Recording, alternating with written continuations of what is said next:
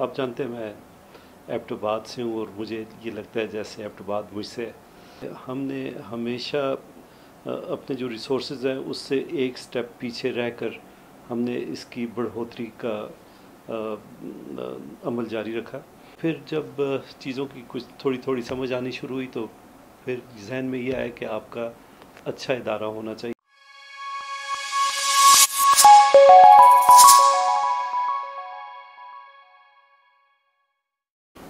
बिस्मिल्लाहिर्रहमानिर्रहीम। आज हम गुफ्तगू के लिए हाज़िर हैं एबटाबाद हज़ारा डिवीज़न और पाकिस्तान के एक हमजद शख्सियत वाहिद सराज साहब के साथ, और इनसे हम इनकी ज़िंदगी के बारे में गुफ्तगू करेंगे, खुसूसन जो इनका एंटरप्रेन्योरियल जर्नी है, सफ़र है, उस पर गुफ्तगू करेंगे। सबसे पहले तो मैं आपसे कहूँगा कि आप अपना तारुफ, अपना बैकग्राउंड, जोग्राफिकल बैकग्राउंड, एजुकेशनल, कहाँ से सफ़र शुरू करके यहाँ तक पहुँचे हैं। शुक्रिया डॉक्टर साहब, आपने ये जो एक सिलसिला शुरू किया, मैं समझता हूँ ये नौजवानों के लिए आपकी जो सोच है उसका गमाज़ है। आप हमेशा ये कोशिश करते रहते हैं कि नौजवानों को कुछ सोचने के लिए मौके दिए जाएं और कुछ ऐसे लोगों से उनको मिलवाया जाए जिनसे वो कुछ सीख सकें। अनफॉर्चुनेटली मेरे पास तो ऐसी कोई चीज़ नहीं है जिससे ये नौजवान बहुत कुछ सीख सकें। कुछ तजुर्बात हैं जो मैं शेयर कर सकता हूँ, शायद इसमें कोई ऐसी चीज़ हो जो उन्हें इंटरेस्ट कर जाए और वो अपनी ज़िंदगी में उसका इंतबाक कर सकें और अपनी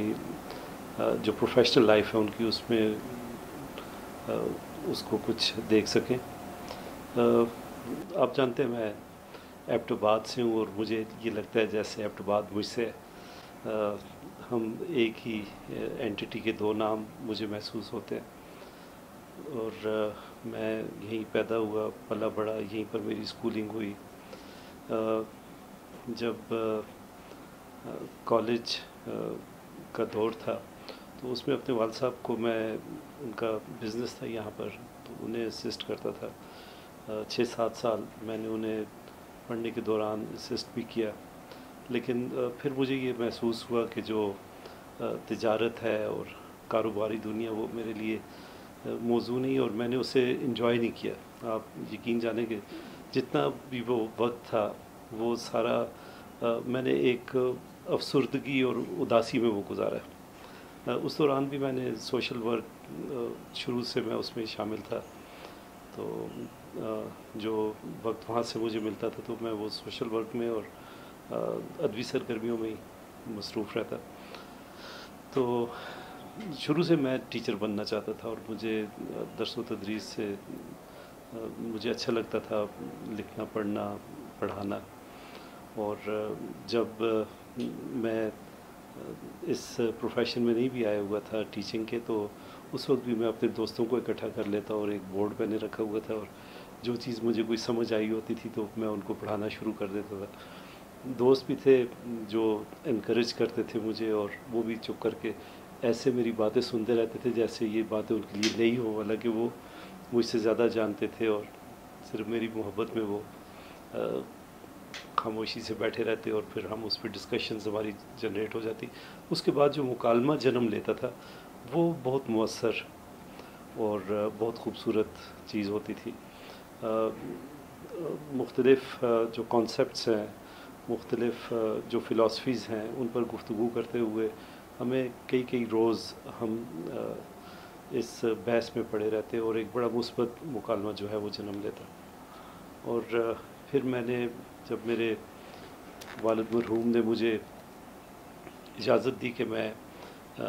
अपना एक तालीमी इदारा शुरू करूं, तो मेरी खुशी की इंतहा न रही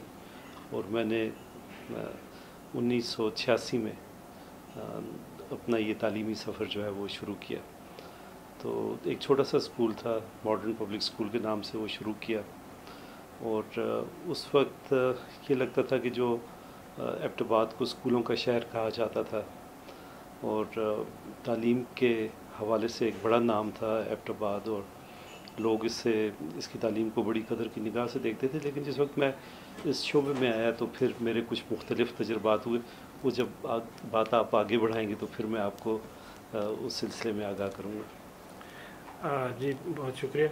مجھے یاد پڑتا ہے جب یہ جس دور کی آپ بات کر رہے ہیں اس میں ہم چھوٹے ہوتے تھے، اور اس وقت بھی ہم آپ کو انسپائر کرتے تھے. اس وقت میرے حال میں بلڈ ڈونیشن اور اس طرف آپ کو تھے. آپ کی تو شخصیت کے بہت سارے پہلو ہیں، لیکن ہم صرف اس طرف کاروباری اس میں آتے ہیں. کیسے آپ نے، کیا آپ کے پاس اس وقت ریسورسز تھے جب آپ نے یہ اسکول شروع کیا؟ اور وہ مجھے یاد ہے کہ اس پہلے 3-4 سالوں میں ہی اتنا پاپولر ہو گیا تھا. تو جو شروع کرنے کے جو عام طور پہ لوگ سمجھتے ہیں کہ بہت بڑا بزنس کاروبار ہونا چاہیے، پیسہ ہونا چاہیے، فنڈ ہونے چاہیے، تو وہ جو شروع کا ایکسپیرینس تھا وہ کیسے تھا آپ کا؟ شروع کا ایکسپیرینس بڑا اچھا تھا. جب ہم اس میں میں آیا اس پروفیشن میں، تو جو پہلا دن تھا اس سے ایسے پتہ چلا کہ جیسے میں اس میں آتے ہی کامیاب ہو گیا ہوں. اور اس کی سب سے بڑی وجہ یہ تھی کہ میرے دل میں جو ایک طمانیت کی لہر پیدا ہوئی، تو وہ پھر ساری زندگی میرے ساتھ رہی. تو اس طمانیت کی وجہ سے مجھے یہ لگا کہ جب میں نے اپنا گوہر مقصود جو ہے وہ پا لیا ہے اور میری زندگی کا مقصد حاصل ہو گیا، پھر جس وقت میں اس پروفیشن میں آیا تو مجھے یہ پتہ چلا کہ یہ تو میری جو ایک ذاتی تسکین ہے، ایک میری ذات کے لیے تو یہ ٹھیک ہے، لیکن اس پروفیشن کی جس وقت میں نے ٹیکنیکلٹیز دیکھی تو مجھے یہ محسوس ہوا کہ اسے آپ اس حساب سے تو کہہ سکتے ہیں کہ آپ پروفٹ لاس میں جب چیزوں کو دیکھتے ہیں تو اس طرح تو آپ کہہ سکتے ہیں کہ میں ڈے 1 سے ہی کامیاب تھا. لیکن جس وقت مجھے تعلیم کی سمجھ آنی شروع ہوئی تو مجھے یہ پتہ چلا کہ صرف میں ہی نہیں بلکہ پوری قوم جو ہے وہ تعلیم کے سلسلے میں غلط فہمی کا شکار ہے، اور ہم تعلیم کے نام پر ایک ایسے عمل سے گزر رہے ہیں جس کا تعلیم سے بہت تھوڑا تعلق ہے. اور اس کی میں ایک چھوٹی سی مثال دوں کہ جب 50s میں ایبٹ آباد میں برن ہال شروع ہوا اور پھر اس کے بعد اے پی ایس یہاں پر ایبٹ آباد پبلک اسکول کی بنیاد رکھی گئی، تو اس وقت یہ 2 ادارے ایسے تھے کہ دنیا کی جو موسٹ انفارمڈ پریکٹسز تھیں پوری دنیا میں جو ہو رہی تھی، بہترین درس و تدریس کی جو روایات تھیں اور جو روٹینز تھی، ان کو یہاں پر امپلیمنٹ کیا جاتا تھا. ان اداروں نے وہ روایات متعارف کرائیں. پھر پتہ نہیں کیا ہوا، کس جگہ پر کچھ گڑبڑ ہوئی کہ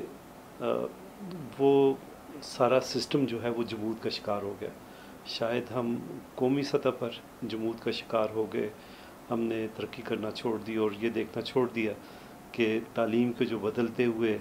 معیار ہیں وہ کیا ہے، تعلیم کی جو بدلتی ہوئی ضروریات وہ کیا ہے. تو ہم نے بچوں کو کتاب پڑھانی اور پھر اس کتاب کی بنیاد پہ امتحان لینا، اور پھر امتحان کا جو نتیجہ ہے اس کی بنیاد پہ پھر کتاب میں تحریف کرنی اور اس کو پھر پڑھانا، اور ایک ایسے بے مزہ سا عمل جو ہے وہ شروع ہو گیا جس نے قومی دھارے میں کوئی اتنا مثبت کام نہیں کیا، جس کی وجہ سے آپ یہ دیکھتے ہیں کہ جو اس وقت پاکستان میں بہت نامی گرامی تعلیمی ادارے بھی ہیں، تو وہ جو وہاں سے جو اسٹوڈنٹس سامنے آ رہے ہیں ان کے پاس ریسرچ کا اور جو ایک دوسرا جاننے کی، تحقیق کی یا اپنی صلاحیتوں کو مکمل طور پر بہتر طور پر بروئے کار لا کر ملک کی معیشت، معاشرت اور سماج میں کچھ نئی تبدیلیاں، مثبت تبدیلیاں لانے کی جو سوچ ہے وہ بہت کم ہو گئی ہے. تو یہ ڈے 1 سے جس وقت مجھے یہ پہلے تو احساس نہیں تھا، لیکن جب یہ مجھے یہ احساس ہوا تو اس وقت پھر میں نے ایک اس میں تعلیم کے اندر میں نے ایک مثبت تبدیلی لانے کی کوشش کی. میں یہ سمجھتا ہوں کہ وہ کوشش آج بھی جاری ہے اور اس میں بہت سارے تجربات بھی کیے ہیں، جس میں سے کچھ کامیاب ہوئے، کچھ ناکام ہوئے. اچھا، اس میں آج جو لوگ دیکھتے ہیں ماڈرن ایج کو اور وہ ایک بڑا سکسیسفل ماڈل کے طور پہ دیکھتے ہیں، لیکن یہ کوئی 30-35 سال کا سفر ہے، تو یہ آج کے اسٹیج تک پہنچتے پہنچتے بہت سارے چیلنجز کا آپ کو سامنا پڑا ہوگا، اس میں فائنینشیل کرائسس بھی آتے ہیں، دوسرے سوشل چیلنجز بھی آتے ہیں، تو وہ کیا لمحات تھے 2-3 جس پہ آپ کو بہت ٹف ٹائم سے گزرنا پڑا، اور کیسے وہ ٹف ٹائم کیا تھا اور اس کو آپ نے ریکور کیسے کیا، اس طرح کوئی ہمیں تھوڑی سی رہنمائی کرے؟ اس میں ڈاکٹر صاحب جو فائنینشیل کرائسس یا ایسے کسی بحران سے یہ اسکول کا بھی دو چار نہیں ہوا، اللہ کا بہت کرم ہے۔ اس کی بنیادی وجہ یہ ہے کہ ہم نے ہمیشہ اپنے جو ریسورسز ہیں اس سے ایک سٹیپ پیچھے رہ کر ہم نے اس کی بڑھوتری کا عمل جاری رکھا، اور آپ یہ دیکھیں کہ ہم نے جو اپنے اسکول کی پہلی بلڈنگ جو ہے وہ بنائی ہے، وہ اس کے قیام کے 25 سال بعد بنائی ہے، ربع صدی کے بعد ہم اس قابل ہوئے کہ ہم بنا سکیں، کیونکہ ہمارا جو سب سے بڑا ہدف تھا وہ ایک بچے کو میننگ فل ایجوکیشن دینی تھی۔ ہمارا یہ خیال تھا کہ اگر جو حکومتی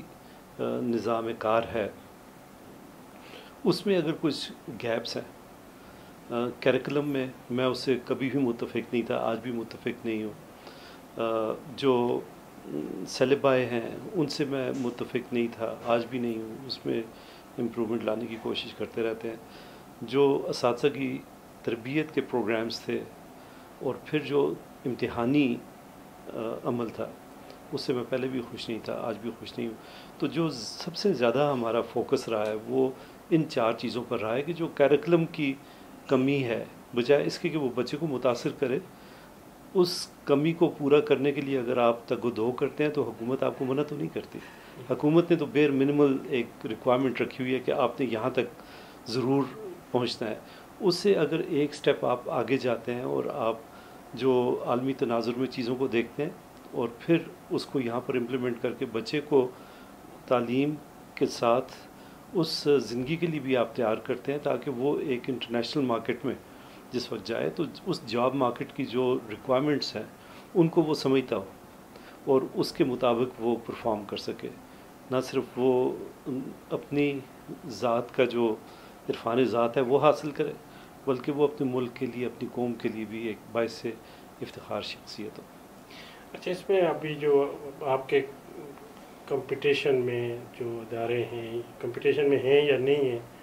تو کیا چیز جو ہے وہ ماڈرن ایج کو ڈفرینٹ کرتی ہے یا ڈسٹنکٹ کرتی ہے اپنے جو موجودہ ارد گرد ادارے ہیں ان سے؟ کیسے یہ مختلف ہے؟ ذرا سا ایک ڈائریکشن جو ہے وہ ہماری مختلف ہے، کیونکہ ہمارا یہ خیال ہے کہ یہ جو امتحانات میں بچوں کی پرفارمنس ہے وہ ایک انڈیکیٹر ہے، وہ آپ کو صرف یہ بتا سکتا ہے کہ اس وقت جو کیریکولم ہے وہ جتنا بچے نے پڑھ لیا ہے اسے یاد کتنا رکھا ہوا ہے اس نے اس کیریکولم کا وہ حصہ۔ اور بہت سارے تعلیمی ادارے جو ہیں وہ اس عمل میں بہت اچھا کام کر رہے ہیں اور وہ اس سے خوش ہیں، جبکہ میرا یہ خیال ہے، میری شاید یہ سوچ ٹھیک نہ بھی ہو، کہ کلیتاً اگر ہم اسی چیز کو اپنا وتیرہ بنا لیتے کہ ہم کیریکولم کے مقاصد کو سمجھے بغیر امتحانی نظام کو سامنے رکھتے ہوئے اور اس کے مطابق ہم بچوں کو تیار کروانا شروع کر دیتے ہیں، تو somehow مجھے یہ لگتا ہے کہ یہ کام ٹھیک نہیں ہے۔ اور اگر آپ انٹرنیشنل پریکٹسز بھی دیکھیں اس میں بھی یہ ہے کہ جو ٹیچنگ فار ٹیسٹنگ ہے اس کو جرم سمجھا جاتا ہے۔ یہاں پر آپ دیکھیں تو ذرا مختلف چیز ہے کہ بہت زیادہ اس چیز کی نمائش کی جاتی ہے کہ بچوں نے بورڈ میں پوزیشن اور یہ اور وہ، جب کہ پوری دنیا میں اگر کوئی یہ ادارہ یہ کلیم کرتا ہے کہ میں بچوں کو فلاں ٹیسٹ کے لیے تیار کرتا ہوں تو اسے اتنی قدر کی نگاہ سے نہیں دیکھا جاتا، کیونکہ تعلیم کا مطلب جو ہے وہ بچے کو اس کی ذات کی ڈسکوری کے راستے پر ڈالنا ہے تاکہ وہ اس پر چل کر اس ایک خوبصورت زندگی بھی گزارے، اور جو اپنے قومی اہداف ہیں، جو انسانیت کی ارتقاء کا ایک عمل ہے، اس میں بھی کچھ وہ کنٹریبیوٹ کر سکے۔ کامیابی کے لیے عموماً جو ہمارے پیرامیٹرز ہیں نا، وہ جس طرح آپ نے پوزیشنز کی بات کی، اور آگے بچے جو ہیں وہ کسی دوسرے ادارے میں ایڈمیشن لیتے ہیں پروفیشنل، اس میں اگر آپ دوسری سائڈ پہ دیکھیں تو آپ کا ادارہ ماشاءاللہ ابھی کافی اداروں سے بہت آگے ہے۔ ایک تو ہمیں یہ بتا دیں کہ ابھی آپ کے اسٹوڈنٹ اسٹرینتھ کیا ہے، کتنے کیمپسز ہیں، کیا ایکسپینشن پلان ہے، اور اس سے یہ بھی ثابت ہوتا ہے کہ یہاں کے لوگوں نے رسپونڈ بھی کیا ہے کہ وہ اس بات کو، آپ کی جو بات ہے اس کو انہوں نے بائی کیا ہے اور اس کو رسپانس کے طور پہ بچوں کو ادھر بھیجا ہے۔ تو یہ ضروری نہیں ہے کہ گروتھ کا ایک وہی پیرامیٹر ہو، پوزیشن نہ لے کے بھی گرو کیا جا سکتا ہے اور رسپیکٹ لی جا سکتی ہے۔ تو میں چاہتا ہوں کہ آپ اپنے جو ابھی آپ کا سیٹ اپ ہے اس کے بارے میں تھوڑا سا ہمیں بتائیں۔ جی بالکل، آپ نے جس چیز کی نشاندہی کی ہے ڈاکٹر صاحب، یہ بالکل صحیح بات ہے کہ والدین کا اور سماج کا ایک عمومی رویہ ہوتا ہے۔ ایبٹ-آباد کا جو عمومی رویہ ہے وہ آپ کو سن کر یہ خوشی بھی ہوگی، اور دوسرے شہروں کے تناظر میں جب آپ اس بات کو دیکھیں گے تو شاید کچھ سوچنے پر بھی مجبور ہو جائیں کہ ایبٹ-آباد میں تعلیم کے جو اعلیٰ مقاصد ہیں ان کو بہت فوقیت دی جاتی ہے۔ یہاں کا جو سماج ہے، ہمارے شہر کا سماج، یہاں پر سیکھنے سکھانے کا عمل جو ہے اس کو بہت قدر کی نگاہ سے دیکھا جاتا ہے۔ تو جتنے بھی ہم نے تجربات کیے، اب دیکھیں جس طریقے سے ہم نے یہ دیکھا کہ ہمارا کیریکلم جو بچے کی وہ ضروریات پوری نہیں کر سا جو انٹرنیشنل جاب مارکیٹ میں جانے کے لیے اور وہاں پر اچھا پرفارم کرنے کے لیے اسے ضرورت ہے، تو ہم نے کو کریکولر ایکٹیویٹیز کے نام سے ایک پیرلل سسٹم کھڑا کر دیا کہ آپ جو کریکولم ہے اسے ٹھیک طریقے سے پڑھائیں اور بچے بورڈ میں پوزیشن لیتے ہیں، بہت اچھی بات ہے، بہت اچھے گریڈز لیتے ہیں، بہت اچھی بات ہے، اچھے نمبر لیتے ہیں، لیکن اس کے ساتھ ساتھ ان کی سافٹ سکلز بھی ہوں، اس کے ساتھ ساتھ ان کے پاس کچھ اور ایسی لائف سکلز بھی ہوں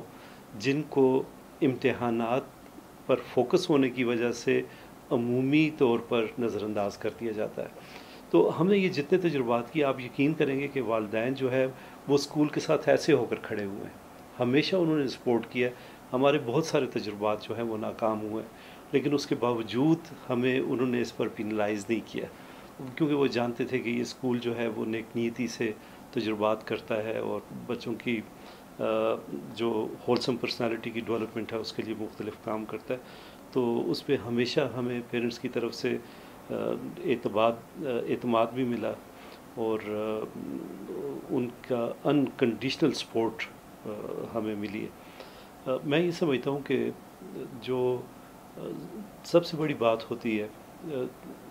کریڈیبلٹی سے بھی زیادہ جو ہے وہ اہم آپ کی انٹیگریٹی ہے۔ If you show that integrity in your profession تو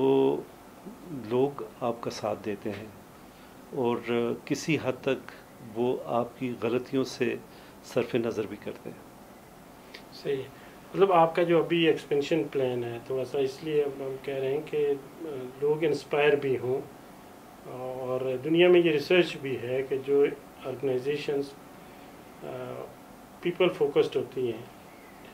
وہ in the long run outperform کرتی ہیں فائنینشیل لیول پہ بھی دوسری آرگنائزیشنز کو۔ تو آپ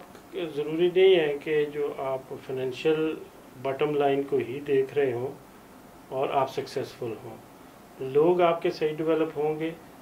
تو وہ جو لانگ لاسٹنگ امپیکٹ ہوگا وہ اس کی وجہ سے جو لائلٹی کریٹ ہوگی اس کی وجہ سے پرفارمنس بھی بڑھ جاتی ہے، اور یہ دوسروں کو آؤٹ پرفارم کرتے ہیں۔ تو آپ کا ابھی یہاں پہ کتنے کیمپسز ہیں، اس میں کس طرح کی فیسلٹیز ہیں، یا کون سی جو ایکٹیویٹیز ہیں، اب تو بہت ساری ایکٹیویٹیز ہیں، میں اس کا بہت ساری ایکٹیویٹی کا حصہ بھی ہوں، تو وہ سیلف ایک سپریٹ انٹرویو بھی مانگتی ہیں اور بہت ساری چیزیں، تو لیکن تھوڑا سا ہمیں وہ بتا دیں ہمارے آڈینس کو بھی کہ کیا کیا ہو رہا ہے یہاں پہ ماڈرن ایج کے لیول پہ،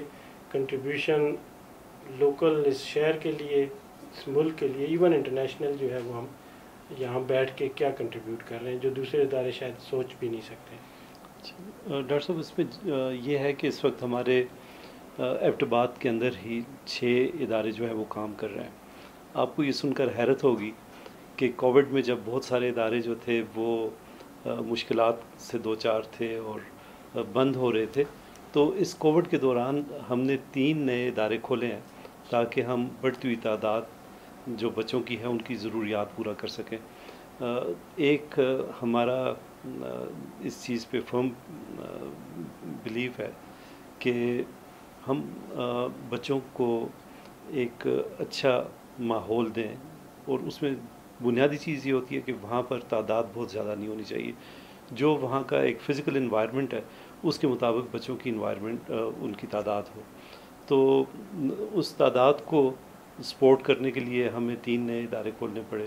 تو اس وقت اللہ کے کرم سے 6 برانچز جو ہیں وہ ماڈرن ایج کی ایبٹ آباد میں فنکشن کر رہی ہے۔ 7ویں برانچ جو ہے وہ اسلام آباد میں زیر تعمیر ہے۔ اور اس کا پہلے جس وقت ہمیں چیزوں کی اتنی سمجھ نہیں تھی، ابھی بھی نہیں ہے، ابھی بھی سمجھنے کی کوشش کر رہے ہیں، لیکن جس وقت بہت زیادہ سمجھ کی کمی تھی تو اس وقت ذہن میں ایک یہ تھا کہ آپ کا بڑا ادارہ ہونا چاہیے۔ تو پھر جب چیزوں کی کچھ تھوڑی تھوڑی سمجھ آنی شروع ہوئی تو پھر ذہن میں یہ آیا کہ آپ کا اچھا ادارہ ہونا چاہیے۔ اور پھر اچھا کی جو ڈیفینیشن ہے اس ڈیفینیشن میں یہ تھا کہ آپ کے بچے جو ہیں وہ حلال حرام کی تمیز سے کر سکتے ہوں، انہیں اچھائی برائی کے وہ معیار جو آپ کے دین نے دیے ہیں ان کے مطابق انہیں زندگی بسر کرنے سے آگاہی ہو۔ اب یہ اپنی قسمت کی بات ہوتی ہے کہ کچھ لوگ اس پر عمل کر جاتے ہیں، کچھ نہیں کر پاتے، بہت سارے اور معروضی حالات بھی ہوتے ہیں جن کی وجہ سے یہ ساری چیزیں سامنے آتی ہیں۔ لیکن یہ اللہ کا کرم ہے کہ اب ہماری ایک بہت اچھی ٹیم سامنے آئی ہے، ہمارے آرگنائزرز کی، ہمارے ٹیچرز کی، جو ان ویلیوز کو لے کر یہ پورا ایک سسٹم ہے جو ہمیں ہمارے دین نے دیا ہوا ہے، ہمارے جو ملکی قوانین ہے، ہماری جو علاقائی روایات ہیں، انہوں نے ہمیں ایک پورا ویلیو سسٹم دیا ہوا ہے، ایک پورا نیٹ ورک، ایک فریم ورک دیا ہوا ہے۔ تو اس فریم ورک کو ساتھ لے کر ہم چل رہے ہیں۔ تو ایکسپینشن کا یہ ہے کہ اس وقت ہمیں ضرورت ہے 2 اور برانچز بنانے کی، لیکن سچی بات یہ ہے کہ مجھے اب یہ لگتا ہے کہ عمر کے حصے میں مجھے اتنی ریپڈ جو گروتھ ہے اس کی طرف نہیں جانا چاہیے، اور کم از کم اگلے 5 سال جو ہے وہ ہمیں اپنی پوزیشن کو کنسالیڈیٹ کر کے، اور جو اس میں ہمیں کچھ گیپس دکھائی دیتے ہیں انہیں ہم پورا کرنے کی کوشش کریں۔ اور اس دوران جو نئے لوگ، جو نئی لیڈرشپ سامنے آئے گی ہمارے ٹیچرز میں سے، ہمارے آرگنائزرز میں سے، تو ان کی صلاحیتوں اور جو نئے زمانے کی ضروریات ہیں ان کو دیکھ کر پھر ایکسپینشن کا، فردر ایکسپینشن کا پھر پلان کریں گے۔ اچھا، اس میں جو ذاتی طور پہ اپنے اسکولز اور کالجز اور یونیورسٹیز سے گلہ بھی رہتا ہے اور کمی بھی محسوس ہوتی ہے کہ ہمارے ادارے بچوں کو ایڈورس سچویشن میں نہ تو ڈالتے ہیں اور نہ سکھاتے ہیں۔ ہمارا بچہ جو ہے وہ ڈے 1 سے اینڈ تک PhD تک پاس ہونا جانتا ہے، فیل ہونا نہیں جانتا، اور جب زندگی میں آتا ہے تو وہ بہت سارے فیلیور سے اس کا رابطہ سابقہ پڑتا ہے، اور وہ فیلیئر کو سکسیس کا سم ہاؤ اپوزٹ سمجھنا شروع کرتا ہے، حالانکہ یہ اس کا کمپلیمنٹ ہے، لرننگ ہے۔ تو آپ کی اس جرنی میں آپ نے کون سی ایڈورسریز جو دیکھی ہیں، یا بچوں میں آپ یہ والی جو صلاحیت ہے کہ جو ایڈورس سچویشن آ جائے، ڈیزاسٹر ٹائپ چیز کوئی آ جائے، تو اس کو کیسے مینیج کرنا ہے، اس میں آپ کیا کہتے ہیں؟ جانتے ہیں کہ یہ قومی سطح پر یہ ایک چیز ہمیں کم ہے۔ ہماری آپ بڑی بڑی کارپوریشنز دیکھ لیں جو لوکل لیول پر جو چل رہی ہیں، اس میں رسک مینجمنٹ کا جو ڈپارٹمنٹ ہے وہ نان ایگزسٹنٹ ہوتا ہے. اس میں کسی آرگنائزیشن سے اگر آپ اس کا رسک پروفائل مانگ لیں تو شاید ہی کسی کے پاس ہو. تو وہ ایڈورس سچویشن کے لیے ہم تیار ہی نہیں ہوتے. ہم جو ہے we always think all sugar and all honey. تو وہ جو ایک زندگی کی مشکلات ہیں وہ جس وقت ہمارے سامنے آتی ہیں تو پھر ہمیں یہ سمجھ آتی ہے کہ ان کے ساتھ اب کرنا کیا ہے. جبکہ میں یہ سمجھتا ہوں کہ فراست کا یہ تقاضا ہے کہ آپ اچھے اور برے حالات دونوں کی پلاننگ کو ساتھ لے کر چلیں. اور اسپیشلی جس وقت آپ ایک آرگنائزیشن چلا رہے ہیں تو اس وقت جو اسکولس کو صورتحال درپیش ہے میں سمجھتا ہوں کہ صرف ماڈرن ایج نہیں بلکہ جو کنونشنل ایجوکیشنل سسٹم ہے اس کا سب سے بڑا چیلنج جو ہے وہ دنیا کے تبدیل ہوتے ہوئے ٹرینڈز ہیں. ان کی تبدیلی کی نہ تو رفتار کو ہم ٹھیک طریقے سے جان سکتے ہیں اور نہ ہمارے ادارے جو ہیں وہ ہمیں اس سلسلے میں کچھ آگاہی دے رہے ہیں یا ہمیں ایجوکیٹ کر رہے ہیں کہ وہ جو ہونے والی تبدیلی ہے اس کی پیس کیا ہے. اور نہ ہمیں یہ پتہ ہے کہ وہ تبدیلی کس کس جگہ پر اثرات منطبق کر رہی ہے اور وہاں پر ہمیں اپنے سسٹمز کو ایڈجسٹ کرنے کی ضرورت ہے. اب جو جاب مارکیٹ کی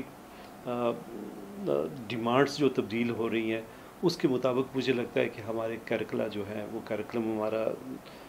ابھی جو نیا سنگل نیشنل کیریکلم بنا ہے ایون وہ مجھے ڈیفیشنٹ لگتا ہے کہ جہاں پر آرٹیفیشل انٹیلیجنس آپ کو پریویل کرتی ہوئی دکھائی دیتی ہے کہ آپ 8 یا 10 سال کے بعد جو ہے وہ شاید آج سے 100 گنا زیادہ اس کا استعمال آرٹیفیشل انٹیلیجنس کا ہو رہا ہوگا. لیکن ہمارے سسٹم میں کیونکہ 8-10 سال کے بعد یہ بچے جو ہیں وہ مارکیٹ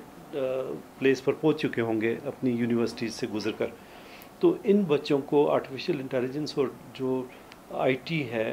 اس کے ساتھ ان کا انٹریکشن اس لیول کا نہیں ہے کہ یہ جا کر وہاں پر ریلیونٹ رہیں گے.